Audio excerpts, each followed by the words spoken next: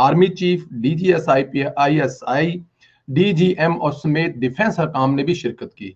DGISI और DGM की जानब से अफगानिस्तान और अमेरिका की जानब से हवाई अड्डों के मुतालबे पर ब्रीफिंग दी गई। अहम तरीन इशू पर पार्लियामेंट से मशावरत करना अच्छी बात है, लेकिन सवाल ये पैदा होता है कि दूसरों की जंग लड़ते हमें कई साल हो गए हैं, अब हम फैसला करते क्या हैं, हमारी अब अफगानिस्तान और अमेरिका के लिए पॉलिसी होगी क्या। आज इसी पर बात करेंगे। सीनियर तजज़ियाकार मोहतरमा रेहाम खान साहबा हमारे साथ हैं। अस्सलाम वालेकुम जी। वालेकुम सलाम जी। कैसे हैं मैम, आप खैरियत से हैं? अल्हम्दुलिल्लाह जी, आपकी दुआएं हैं। आज पार्लियामेंट में कौमी सलामती कमेटी ने अफगानिस्तान की सूरत हाल पर ब्रीफिंग दी है, इस पर क्या कहती हैं आप? मैं क्या कह सकती हूँ जी, बात यह है कि मैंने जब खबर ये सुनी तो उसके नीचे जो जो जिस रिपोर्टर ने, इंग्लिश के रिपोर्टर ने, पाकिस्तानी अंग्रेजी के रिपोर्टर जो हैं, उन्होंने लिखा हुआ था कि कंसेंसस की खातिर ये ब्रीफिंग दी गई। तो मुझे पहला दिमाग में ये ख्याल आया कि ब्रीफिंग दे के कंसेंसस लेना ये एक नई बात है। कंसेंसस का मतलब कुछ और होता है पार्लिमानी ज़ुबान में, लेकिन बहरहाल अब ये रिवाज है, अब ये रिवाज बन गया है। ये आप क्या कहते हैं, जैसे इंडियंस कहते हैं परंपरा है, हम ब्रीफिंग लेते हैं और फिर हम कंसेंसस दे देते हैं। इसमें मसला क्या है? इस ब्रीफिंग की बात की जाए या माजी में जो कुछ हुआ उस ब्रीफिंग में और कंसेंसस में इशू क्या है? कि बात यह है कि ब्रीफिंग कोई देता है, कंसेंसस कोई लेता है, लेकिन जब हम सवाल जवाब करते हैं तो वो कहते हैं ये तो प्राइम मिनिस्टर ने किया, ये तो उस वक्त की हुकूमत ने किया, ये तो सियासतदानों ने किया। बांग्लादेश हो, सियासतदान ने किया और तो किसी ने नहीं किया। कारगिल हो, सियासतदान ने किया और तो किसी ने नहीं किया। मसला ये है जी कि ब्रीफिंग आप दें, 100 बार दें, लेकिन हमने ये देखा है कि अगर किचन में निहारी बनाने वाले लोग एक से ज्यादा होना, तो अगर निहारी पे कोई ऊंच नीच हो जाए तो फिर आपको पता नहीं चलता कि निहारी में किसने नमक ज्यादा डाला और किसने मिर्चें ज्यादा डाली। तो too many cooks spoil the broth. मसला क्या है पाकिस्तान का कि आप कहते हैं आप पार्लियामेंट्री डेमोक्रेसी हैं, आप कागज पे लिखते हैं हम पार्लिमान हैं और पार्लिमानी जमहूरियत है, लेकिन हमें वो ना पार्लिमानी हरकतें नजर आती है, ना वो जमहूरियत नजर आती है, ना बजट में नजर आती है, ना बाकी चीजों में नजर आती है। ब्रीफिंग देना जरूरी है, पार्लिमान को एतमाद में लेना बहुत जरूरी है, लेकिन काश काश ऐसा होता कि इसके बरक्स होता कि फॉरेन पॉलिसी पे जो पार्लिमान है, जो हुकूमत है, वो अपनी तजावीज़ दे रही होती, डिस्कशन पार्लिमान कर रहे होते, पार्लियामेंट में डिबेट होती, अवाम की जो ख्वाहिशात हैं उनकी अक्कासी, उनकी नुमाइंदगी पार्लियामान कर रहे होते और फिर कंसेंसस रीच होता। जाहिर है सिक्योरिटी के इदारे जो होते हैं, डिफेंस के जो मैटर्स होते हैं, वो उनमें उनके साथ मशावरत करनी, उनकी लीड लेना सही बात है, लेकिन यहाँ पे ये डिफेंस का मामला नहीं है, ये फॉरेन पॉलिसी का मामला है। तो हम कहते हैं ना कि जी वो थिंकिंग जनरल और ये थिंकिंग जनरल, लेकिन जनरल को थिंकिंग का टास्क किसने ये बोझ उन पे डाल दिया है? पार्लियामान को थिंकिंग करने दें ना, थिंकर्स को थिंकिंग करने दें ताकि हम पॉलिसी बनाएं। अफगान पॉलिसी, इसकी मैं पिछले 6 साल में जहां कहीं गई हूं, जब मैंने कोई मसला उठाया है, मुझे लोग कहते हैं कि जब तक आप अपनी अफगान पॉलिसी सीधी नहीं करेंगे, हम आप में कोई भी इन्वेस्ट करने में इंटरेस्टेड नहीं है। ये हर हर तबका मुझे ये कहता है, हर मुल्क में मुझको ये कहा जाता है, काजाकिस्तान से लेके यूरोप सब यही बात करते हैं। क्यों? क्योंकि अफगान में पिछले 40 साल से ज्यादा 43 ईयर से आग जल रही है। और आपकी बात जिसका आपने जिक्र इंट्रो में किया कि हम औरों की पराई जंगों का हिस्सा बने हैं, हम इस्तेमाल हुए हैं, खुशी खुशी इस्तेमाल हुए हैं, हमने कुर्बानियां दी हैं, शहादतें दी हैं, खुशी खुशी शहादतें दी हैं, लेकिन तब डॉलर मिल रहे थे, अब डॉलर भी नहीं मिल रहे, अब बाइडेन फोन भी नहीं करता, अब उनके जो डी क्लासिफाइड डॉक्यूमेंट्स है उसमें पाकिस्तान का नाम भी नहीं आता। अब आज जो ब्रीफिंग हुई है, सबसे पहली बात ये कि उसमें हमारा जो चीफ एग्जेक्टिव है, जो कि ऐसे भी पिछले 3 साल से मिसिंग है, जो कि ऐसे भी मिसिंग पर्सन में है, वो आज फिर मिसिंग था। अब हो सकता है उनकी या ना हो, अब पटवारी कहेंगे कि जी या ना है, हम उनको अगर डिफेंड करना चाहेंगे तो हम कहेंगे कि जी शायद उनको बुलाया ना हो।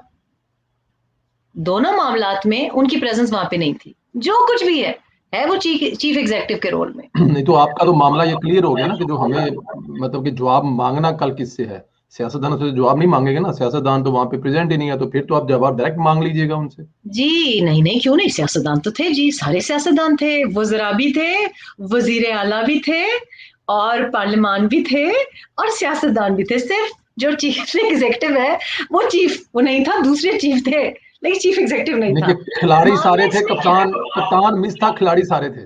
खिलाड़ी सारे थे, खिलाड़ी भी थे, सिलेक्टर्स भी थे, लेकिन कप्तान नहीं था। अब कप्तान बेचारा होता भी तो क्या, लेकिन प्रॉब्लम इसमें यह है कि जब आपको ब्रीफिंग दी जा रही है, अब देखें 3 साल पहले जो कुछ हुआ पाकिस्तान के साथ, संजीदगी से अगर आप बात करें तो 3 साल पहले पाकिस्तान सीपेक चल रही थी, जीडीपी जगह पे थी, इकोनॉमी मईशत ठीक थी, डॉलर बिल्कुल स्टेबल था, हर चीज सही चल रही थी, एलएनजी के मुआहदे चल पड़े थे। आपने उसको चलती हुई रेल को पटरी से गिराया। आपने चलती हुई रेल को पटरी से गिराया, जमहूरियत की पटरी से गिराया, मईशत को बढ़ते हुए मस्तहकम देखते हुए उसको पटरी से उतारा। और क्यों किया, अल्लाह बेहतर जानता है। सीपेक रुकी, रुपए की कदर गिरी, मईशत तबाह हुई। अब उसके बाद जिस वजह से भी आपने ये किया, जिसकी वजह से भी आपने ये खेल रचाया, वो आपका खेल अब वो फेल हो गया है। और वो फेल हो गया है इसलिए आपके जो लाडले, जो मंजूर नजर थे, उतने लाडले और उतने मंजूर नजर नहीं रहे।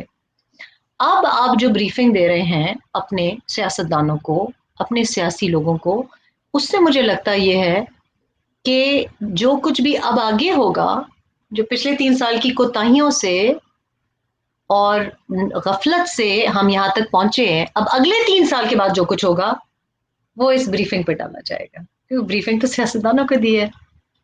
तो मतलब जबरदस्त है, तरीका बड़ा अच्छा है। लेकिन मैं उन लोगों में से हूँ जी, क्योंकि इनको शान मसालों का बड़ा शौक है। मैं उन लोगों में से हूँ जो वो जब हलीम बनाते हैं ना, तो हम वो इजी मिक्स नहीं बनाते, हम कहते हैं जरा कष्ट करके बनाई जाए, है ना। तो ये मसला ये है कि जब आप जिस तरीके के इंग्रेडिएंट्स इस्तेमाल करेंगे, जिस तरह की क्विक मिक्सेस इस्तेमाल करेंगे, तो फिर उसका नतीजा यही होगा। और वो आप देख रहे हैं, वो आप देख रहे हैं कि हमारे पास इक्का दुक्का कोई बंदा है, अल्लाह जिंदगी दे मुशाहिद हुसैन साहब को, कि वो हिम्मत भी रखते हैं और कुछ अकल भी रखते हैं और कुछ आवाज भी रखते हैं कि वो हमारी जो कंसर्न्स हैं, तहफ़्फ़ुज़ात हैं, उनको पार्लियामान के सामने पेश करते हैं, फ्लोर हाउस पे पेश करते हैं। लेकिन ये तरीका सही नहीं है, इसलिए क्योंकि 3 साल बाद आप देखेंगे कि अगर कोई चीज अच्छी हो गई तो कहेंगे कि जी हमने की, और अगर कोई चीज तबाह हो गई तो कहेंगे जी सियासतदानों ने की। बिल्कुल ठीक है जी। अच्छा जी, मुझे जरा ये बताएं कि इसको जरा, मेरा सवाल थोड़ा शायद लंबा हो जाए, मैं समझना चाहता हूं आपसे, जरूरी और अहम चीजें क्या होती है। बहुत जरूरी चीज जो होती है कि उसमें मुल्क का, जो आपने भी कहा कि चीफ एग्जेक्टिव की होनी जिम्मेदारी है, जैसे मतलब किसी पनाहगाह ओपनिंग हो रही है, किसी लंगर खाने की इफ्ताह हो रहा है, वहां पे वो वज़ीर आज़म सब मौजूद होते हैं। तो क्या ये जो आज की मीटिंग है, ये किसी भी लिहाज से इतनी अहम नहीं थी कि चीफ एग्जेक्टिव को वहां पे मस्ट होना चाहिए था, किसी भी लिहाज से इतनी भी उसकी अहमियत या वक्त नहीं है? या फिर जो आप कह रही हैं, इस बात से तो तक़वियत मिल रही है आपकी बात को कि हमें एक बस टेम्परेरी खानापुरी नहीं होती है, तो मतलब मकसद कोई नहीं होता, मकसद कोई नहीं है, खानापुरी टाइप की चीज है। तो फिर ये जाहिर है चीफ एग्जेक्टिव है, जवाब दे तो वो है ना हर जगह पे। देखिए मसला ये ना कि जब बहुत हैंडसम आप कोई स्टार ले आते हैं ना, तो फिर उसको फोटो अपॉर्चुनिटीज मॉडलिंग के लिए तो इस्तेमाल किया जाता है, तो उनकी मॉडलिंग अब खत्म ही नहीं हो रही।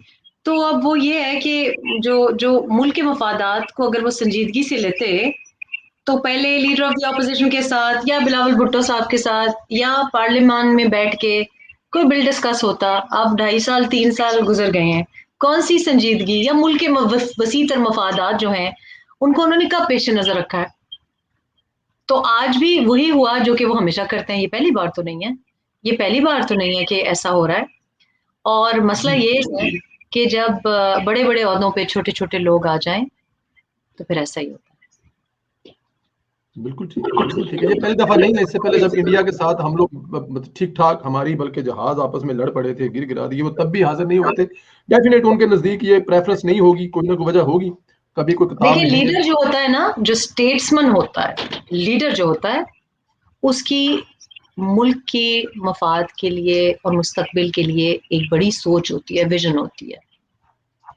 जिसके जिसके नजदीक अपना मफाद बड़ा हो मुल्क के मफाद से, तो फिर उसकी अना भी बड़ी बड़ी होती बिल्कुल ठीक है। नीचे एक कमेंट आया कि खान तो आया था लेकिन अंदर नहीं घुसने दिया, तो मैं है।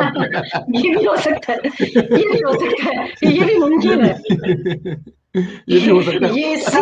कुछ बईद नहीं है। मैंने अच्छा, पहले ओपनिंग सेंटेंस में कह दिया कि अब हम अस्यूम कर रहे हैं, ये भी हो सकता है और ये भी हो सकता है। बिल्कुल ठीक मैंने है, ये भी हो दोनों सकता बातें। है जी। चले चले हम लाख बुराइयां कर लें, लेकिन कल खान ने बड़ी धड़ल्ले की तकरीर की है। अमेरिका, तालिबान, ड्रोन, अफगानिस्तान, बड़ी जज्बाती तकरीर की है, ये तो मानना पड़ेगा ना जी। सर, फिर आपकी इसका मतलब है कि जो प्रोग्राम्स हैं वो बड़े गौर से देख रहे हैं। लग तो हमें ये रहा था, मुझे सुबह कमेंट आया कि मैम आपने स्पीच देखी। मैंने कहा नहीं। कहते मैम आपकी स्पीच कर रहे थे, आपकी बातें कर रहे थे। मैंने कहा अच्छा। मैंने कहा क्यों, निकाले जाने वाले तो नहीं आए? क्यों? कहते हैं पता नहीं क्या हुआ, आपकी सारी बातें कर रहे थे। उन्होंने तो अफगानियों के बारे में बातें की, उन्होंने तो पश्तून के बारे में बात की, उन्होंने तो ये कहा कि, तो अजीब बात है। तो मैंने कहा लगता ये है कि जो लाए थे उनकी बैकिंग, उनकी सपोर्ट नहीं है और बैरूनी भी कोई सपोर्ट नहीं है। तो बात ये है कि जब ऑपोजिशन में होते हैं ना, तो लोग अक्सर सही बातें करते हैं। तो हो सकता है कि अब शायद आ, आने वाली इलेक्शंस की भी गहमा गहमी है। राना सनाउल्लाह साहब ने अनाउंस कर दिया है कि इलेक्शंस जल्दी होने वाले हैं। क्यों राना सनाउल्लाह साहब ने कल रात शाहजेब खानजादा के शो पे ये बात कही है, तो हो सकता है कि बनी गाला तक ये बात गई हो। तो हो सकता है कि वजीर आजम साहब अब लीडर ऑफ द ऑपोजिशन की कुर्सी पे बैठने की तैयारियां कर रहे हो, मुझे नहीं पता। लेकिन स्पीच जो जो लोगों ने कहा है, तो वो स्पीच बहुत बड़ा यू टर्न थी, खुशाइन यू टर्न थी। लेकिन यू टर्न, इसका मतलब है दोबारा फिर भी किसी टाइम इस तकरीर से यू टर्न लिया जाता है। लेकिन इस पे मैं एक तारीखी जुमला कहूंगी कि बड़ी देर की मेहरबान आते आते।